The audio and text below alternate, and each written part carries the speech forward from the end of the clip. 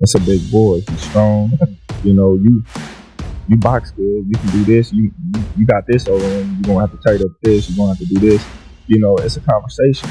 With Canelo said, I believe Canelo at one particular time thought I was scared of him. Floyd Mayweather's first words after training with Terence Crawford were filled with confidence as he shared insights to help Crawford prepare for Canelo Alvarez. Floyd Mayweather, widely regarded as the greatest of all time, has expressed his willingness to train Terence Crawford, having defeated Canelo Alvarez in 2013. Mayweather's experience and strategic insights could greatly benefit Crawford, especially if he steps up to face Canelo, leveraging Floyd's mastery to prepare for the challenge. I didn't have to have 70 fights, 150 fights, 300 fights. Did I not beat the most world champions? Yes, you did. Okay. And in the least amount of fights? Yes, you did. Who got the highest gate? Floyd Mayweather. Who made the most money? You did. Who was the most accurate fighter of all time? You were. So it's basically saying that the greatest of all time. Okay. Floyd Mayweather, who made the most money? You did. Who was the most accurate fighter of all time? You were. So it's basically saying that the greatest of all time. Okay, alright. Floyd Mayweather reflected on his fight with Canelo Alvarez, emphasizing his smaller size during the bout, saying, "I probably came in at 1 or 152 despite the weight difference." Floyd showcased his mastery in the ring, dominating the younger, stronger Canelo with skill, precision, and experience, cementing his legacy as a boxing. It wasn't my idea. So at one particular time, you guys can, anybody, you can go online and pull this up. It was an article. So with Canelo said, I believe Canelo at one particular time thought I was scared of him, that I was afraid. So he said, Floyd don't want to fight me. I'm willing to meet him at 152 pounds or 152 and a half. And me, I called his bluff and said, if you want to do it, let's do it at 152 or 152 and a half. And but after Canelo made the weight, it wasn't like it was a certain clause to where he couldn't gain weight. So after he weighed 152 or 152 and a half, I think he came in like 168 or close to 170. And actually I came in at probably like I probably came in at 151 and 152. Gotcha. But Roy Jones is one hell of a fighter. I can't get on here and hate on his skills and knock his skills. He's been through a lot in the sport of boxing, and he's done a lot for the sport of boxing. And I'm absolutely proud of Roy Jones. Floyd Mayweather has recently shared his perspectives on a potential matchup between Terence Crawford and Canelo Alvarez. He has expressed caution regarding this bout, suggesting that Crawford should carefully consider the challenges posed by moving up in weight to face Alvarez. Mayweather's insights are informed by his own experience, having defeated Alvarez in 2013. He emphasizes the importance of strategic planning and thorough preparation for such a significant fight. Terence Crawford jumping up from 154 to 168 and beating this quote-unquote version of Canelo Alvarez would diminish the accomplishment that Floyd Mayweather accomplished beating his version of Canelo Alvarez. Is it two different versions of Canelo Alvarez? And obviously, Canelo Alvarez is 62 wins, 2 losses, 2 draws, 39 big wins by way of knockout. He's a first ballot Hall of Fame. He is obviously bigger. When Floyd fought him, was at 152 catch weight, but it had no rehydration for it. So you might as well just say it was at 154. Now, two things they have in common is that Floyd Mayweather was 36, 37 years of age. Terence Crawford is 36, 37 years of age, going on 38. So he'll be 38 when he fights Canelo Alvarez. Floyd had already had 2 fights at 154. He had the fight with Miguel Cotto, and he had the fight with Oscar De La Hoya.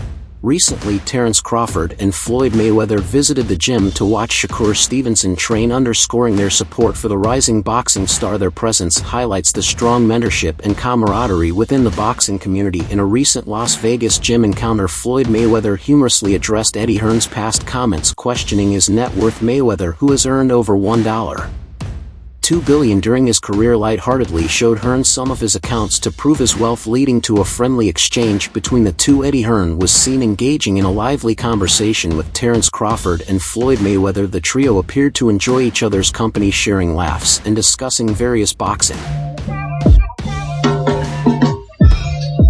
Called me early. It's like, yo, when you spar, I'm gonna come to the gym. I'm like, shit, I'm gonna spar at 4 o'clock. I really didn't think he was gonna pull up, but he pulled up. It means everything. His advice and listening to him in the ring. He calling out little shit, trying to make sure I do what he says. So I appreciate it. You hear him in the sparring? Hell yeah, I can hear everything he's saying. He want me to box. He want me to. I can hear him, but sometimes it's like it's hard to listen. Sometimes but I gotta listen a little bit more. A hell of a blessing to have Bud, Floyd, all these guys backing me, and I appreciate it. I'm just trying to keep pushing and keep getting better and better. Eddie Hearn later shared his experience of meeting Terence Crawford and Floyd Mayweather in a training camp, revealing that it wasn't a planned visit. I didn't go down to the gym to meet Crawford and Floyd. I was just there, and they probably heard I was around, so they pulled up. Eddie explained, reflecting on the encounter. Eddie mentioned he hadn't spoken much with Floyd before, despite meeting him several times, but found him to be quite funny. He also joked about being the one to bring out Crawford's personality, claiming he's single-handedly making him the most popular fighter in the world. Just in the gym, they probably heard I was there, so they wanted to pull up. You know what I'm saying? No. What was that, mate? Yeah, I mean, I've never really spoke to Floyd before. I've met him half a dozen times, and we've sort of said hello and all that kind of stuff. But actually, he's a funny fucker. He is. And I'm single-handedly making Terence Crawford the most popular fighter in the world, because I am the only one that ever brought out his personality. True or false, right? And Terence is one of the top guys in the sport. But even if he wasn't, you'd still say that because your business mind knows what kind you're going on. Say top. I might say top, but he's unbelievably humble. Let me give you an example. Terence Crawford is with Steve Nelson's team, okay? They are staying at a hotel, part of the Cosmopolitan Group, across the street. Alright? Nice hotel. Yeah, okay. Nice, right, but, you know, there are many more fancy hotels in Las Vegas, okay? He has a standard room here. And we said to him, listen, do you want us to get you a spot? He could go into any hotel in Vegas and get a palatial suite. And he said, no, I want to stay with Steve for the week in the standard room. Now, to some people, they might go, oh, big deal. You know what people are like. I don't know many people that would actually do that. Floyd definitely would do that. But Terence is probably one of the most humble fighters in his position of the sport. And do you know what I love about being in environments like that last night? The love for the sport. Like Terence is watching Shakur spar. Shakur sparred 14 rounds. 14 4-minute rounds with 30-second breaks. And Terence and Floyd watched the entire spar. They then went to another ring and watched another break forward and watched another spar. Eddie Hearn further praised Terence Crawford, describing him as probably the most humble fighter in his position. Despite his status as one of boxing's elite, Crawford remains ground-rounded and approachable, a quality that sets him apart. Hearn highlighted Crawford's authenticity, emphasizing his respect for the sport and his genuine character while breaking down this intriguing bout. Teddy Atlas questions if Canelo Alvarez can handle the smaller, faster, and slicker Terence Crawford. He highlights Crawford's superior defensive skills, better footwork, and ability to create angles, tools that could exploit Canelo's occasional tendency to slow down at this stage of his career. Teddy Atlas further asks if Canelo can still close gaps quickly or if Crawford's speed and movement will keep him off balance. Atlas wonders if Crawford can neutralize Canelo's power by staying elusive and not allowing him to detonate his bombs. It seems like it's not official, but it may be a done deal. Terence Crawford, Canelo Alvarez. Early thoughts? What do you think? Yeah, look, the first thought is, can he handle the weight jump? Can he handle the weight jump? He being Crawford. Against Matthew Crawford, people are going to say, oh, he had some hiccups. Who don't have hiccups? When you eat something that's a little difficult to eat, and Matthew Crawford was a little difficult to eat, he's not easy to digest. He's a good fighter. When you really when you eat something that's a little tough to digest, you get hiccups, right? So come on, he's human. So he had a few hiccups. He won the fight. He's Terence Crawford. A lot of people say, "Oh, Teddy, you make Crawford." You always say how great Crawford is, But who do you think? He unified the what was his first division? Lightweight. Then he unified the junior. Then he unified the junior welter. Then he unified the welter. I think I got the weight classes right. It doesn't matter. He unified like 3 different weight classes. He moved up in weight. He's beaten anybody that they put in front of him. He beat an undefeated fighter in Errol Spence that everybody thought was just like, one of the best fighters out there, which he was. He was one of the top fighters pound for pound out there, and he didn't just beat him, he dismantled him. He might have ruined him. You were talking about getting ruined in fights earlier. He might have ruined him. We don't know. He hasn't been back yet, Spence. He may have psychologically, physically ruined him. But he has done everything asked of him, and he's done it in a superb way. It's not that he just won. I look at how people win. How versatile are they? How mentally together are they? What happens when they're tested? What happens when they have to make an adjustment? I looked at all those things. What happens when they can't depend on power? What else do they have to depend on? I looked at everything, their technique, their defense, their offense, all of it. And I look at Crawford as one of those special guys. I don't care if you guys are tired of me saying it. I look at him. Look, Canelo's special too. I get it. And he's bigger. I get that too. BX shared his thoughts on Canelo Alvarez's comments about Terence Crawford, noting that Canelo seemed to downplay Crawford's achievements, perhaps to set the stage for a potential fight. BAC highlighted Crawford's response to critics who claim he hasn't faced top opponents, pointing out that those fighters were notable until Crawford dismantled them. This reflects Crawford's dominance, making top-tier opponents appear average. BAC emphasized that Crawford seeks no excuses or stipulations such as a rehydration clause because he wants to prove he's the best without limitation. Crawford's willingness to face challenges head-on underscores his confidence and pound-for-pound greatness. Yeah, before you taking on Arsenal. Look, it'd be remiss of me not to talk about the pound-for-pound #1 in the world, Terence Crawford. Always making headlines these days. He's cemented his legacy. I think certified Hall of Famer whenever he wraps it up. Stepped up in weight, won another world title, and last time out. Now we're talking about this fight with Canelo Alvarez. It was interesting to see the comments from Canelo on how he sort of assessed Floyd Crawford's career. I almost feel after the Spence fight that was like an exclamation point on everything he's done. Maybe from the critics who never gave him credit, but it almost seems like Canelo was downplaying his achievements.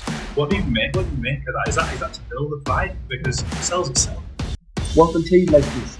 I think Crawford rebuttal was everybody always say, he hasn't fought nobody, or everybody that he fought was a no name. But I'm gonna tell you like this: what Crawford said, well, there was something until Crawford fought him. So obviously he did a great job because he's making everybody look normal. Not everyone, like when you go against Canelo, I don't think there's anyone else in boxing who you would ask and say this is a possible task for Crawford and pound abilities. And apparently, no rehydration clause. Am I hearing that right? He wants full smoke at that weight. Oh man, that's what Crawford wants. He wants to show the world that he's the best. So why put stipulations in there? You know that you can be the best. Let's go test ourselves. look, I appreciate you taking this time. We don't get to speak all the time, so it's good to get you over here. Maybe we'll catch up later in 5 weeks. I appreciate it. Thank you. Dan Rafael discussed the long-awaited fight between Canelo Alvarez and Terence Crawford, noting that it had been a topic of conversation among fans and analysts for quite some time. He credited promoter Eddie Hearn for making the fight happen. Rafael also mentioned that Canelo expressed a desire for the showdown, though he felt there was a slight downturn in Canelo's attitude towards it. Canelo, known for his business-savvy mindset, is also seeking a big financial reward from the bout. Rafael's analysis underscores both the excitement and the financial motivations surrounding the highly anticipated clash. Canelo Alvarez doesn't have many middleweight opponents who can capture the same level of public attention as Terence Crawford. Crawford's unique skills, reputation, and allure make this fight incredibly intriguing. I've read somewhere that Canelo has shortlisted Crawford for the May fight, his fight in May. Dan, what's happening?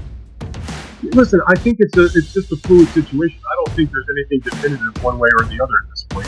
I mean, it's not a secret that that's a fight that's been discussed by a lot of us and by a lot of people in the sport for quite a while. Certainly, it's a fight that Turki Al-Sheikh from Saudi Arabia has shown a lot of interest in. And of course, if it's going to get made, someone's going to have to put up a lot of guaranteed money. And he's probably the person that's going to do it. He's obviously been working closely with Terence Crawford.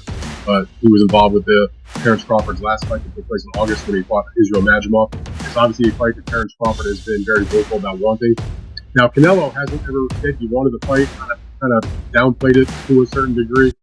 But it wasn't that long ago, I don't know, maybe a couple of months ago, he was doing an appearance, and he was asked about it, and he didn't close the door. In the past, he sort of like closed the door on it. He was like, I'm not interested. He's like, listen, I'll talk to anybody and listen to what they have to say about the deal, any kind of deal. So in my mind, that sort of at least cracked open the door to have the conversation. Like, he wasn't just saying forget it in terms of working with Turki or anybody else. So I think that Canelo is a smart person in terms of his boxing, but also in terms of his business. And when he looks around at the landscape and he wants to make a huge amount of money, like all top fighters or any fighter for that matter, and he looks and sees, who can I fight where I can make the biggest score, in a big... Steve Nelson explained that fans believe Terence Crawford should fight a true 168-pounder like David Benovitz to solidify his legacy, but the suggestion doesn't make sense strategically. Nelson emphasized that Crawford is motivated by legacy and financial gain. He labeled the idea of Crawford fighting certain opponents as an advanced cherry pick, suggest ing that while it may seem like a bold move, it strategically avoids risk by targeting fights that could favor Crawford in terms of size, style, or public perception. This reflects debates over balancing meaningful matchups with career-defining financial and legacy opportunities. Steve Nelson just said, and I'm paraphrasing because you guys heard it, link will be in the description. He just told you out his own mouth, he's like, fans are saying that Crawford should fight David Benavidez or a true 168-pounder. Doesn't make sense. Bud is after legacy, and then he said, and money. So this proves why I don't want to see this particular fight like some of y'all. He just told you. So this is what I call an advanced cherry pick. Now, I know some people, you're going to start crying. The reason I say advanced, now, it's not an advanced, it's not a cherry pick in the normal sense of like, because this would be an accomplishment if Bud can defeat somebody at a higher weight class without acting, right? So it's not the traditional cherry pick, but it is still an advanced, or this is what I'm calling it, an advanced cherry pick, because his own teammate and friend Steve Nelson is telling you there's no reason for Bud to fight a true 168-pounder. He started off by saying Canelo Alvarez started off smaller, like a welterweight earlier in his career at 54, and then made his way up to 68. So that lets me know the mentality from Team Crawford is Canelo, we know he has shown signs of slippage and being a little bit older in his recent fight. An impulsive Terence Crawford acknowledged Canelo Alvarez as a strong, skilled fighter, calling him a big boy in the ring. However, Crawford emphasized that boxing ultimately comes down to stepping up and fighting, suggesting that greatness is proven through action and willingness to face the toughest challenges head-on. Showbiz The Adult broke down why Canelo Alvarez's claim about Terence Crawford having just one big win is off the mark. While it's true Errol Spence Jr. was Crawford's biggest win, Showbiz pointed out Crawford has several notable victories that cement his legacy. He mentioned Sean Porter, who had never been stopped until Crawford, Kell Brook, who Crawford dismantled with ease, and Gamboa, fight where Crawford first showed his dominance. He also highlighted Victor Postal as a major win. According to him, Crawford's career is defined by consistent excellence, proving he's much more than just a one-win fighter. When Terence Crawford said he moved up and won, and Canelo moved up and lost, I don't think that was the reason why, and I love Terence Crawford, I understand so y'all get hurt. But I don't think it was a strong point because Canelo Alvarez actually moved up and won. I mean, he moved up a lot of weight classes, but if you want to talk about light heavyweight, he moved up and he knocked Kovalev out the first time he moved up. Then he moved up again and he lost to Bill. 115, 113, losing to Bill. Terence Crawford, on the other hand, he moved up to 154. He won 115, 113, but it was just an 11-0 match who didn't really have much of a presence. So, I mean, it's just different. Yeah, let's be honest. Badgermouth, you can't really name who's his biggest win. Canelo Alvarez and what he had to say about Terence Crawford was false. Terence Crawford has more than one good win. He had one significant win, which was like his biggest win, but he had many good wins. A lot of people like to bring up Postal, which, I just think it's too much for him, to be honest. But I do like his Sean Porter win, right? I like the way he dismantled Kell Brook. He had some wins. I mean, even against Gamboa at the time, that was really when you were like, oh, this Terence Crawford is really too much for this division. So, I mean, yeah, Errol Spence was his biggest win, but he didn't. That's it for today's video. Stay tuned until next time.